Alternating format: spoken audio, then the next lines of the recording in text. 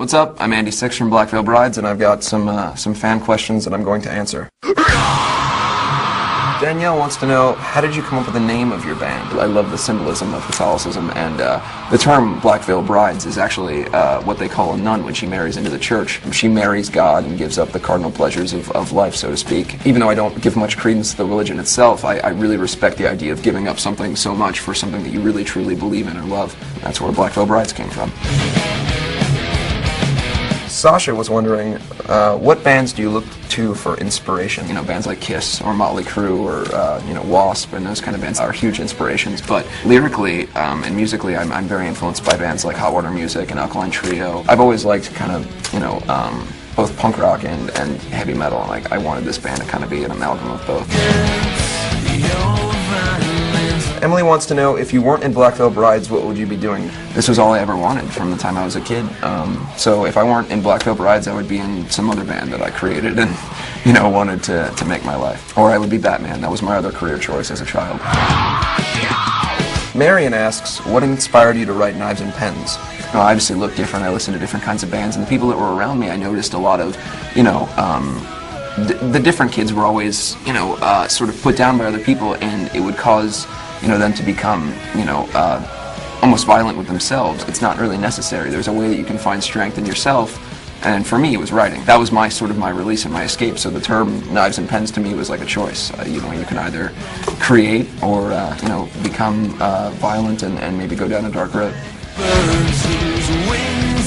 Sarah asks, what was the inspiration behind the song Mortician's Daughter? I was, you know, 15 years old and I was in love with a girl, and it's very, very genuine. You know, I wrote it about a person that I loved. It's very much a glamorized version of what, you know, a relationship can be, and I definitely, it's very close to my heart in that sense.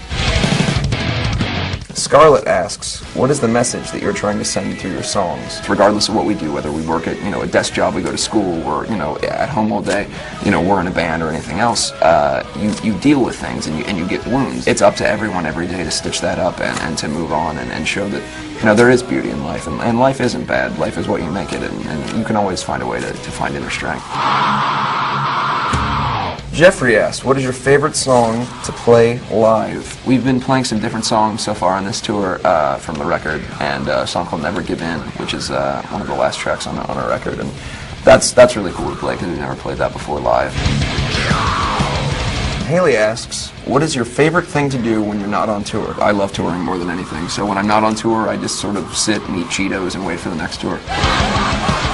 Miriam asks, what do you do with all the things that fans give you? At the end of the tour, I kind of collect everything up, and I have a storage space in Los Angeles that I put all my things in. I've gotten some pretty cool things on tour, so bring cool stuff.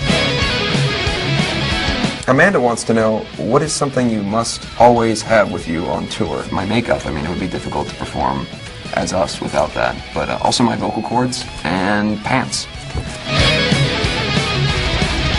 Mary was wondering, what was the most embarrassing moment that you've ever had on stage? For some reason, I decided to hang on the scaffolding on the top of the roof of the building, and what I didn't realize is that the kids could also climb a little bit, and over the course of like the next 30 seconds, my pants were taken off, and as well as my boots, and my boxers were removed, and then I had to swing back like a monkey back onto the stage, and my tour manager, who's sitting over there, John, had to take Naked Andy back, and you know, unfortunately the audience got a shot of my butt, which is, you know, it's not, whatever, it was there, and that was kind of embarrassing, mainly because of the butt.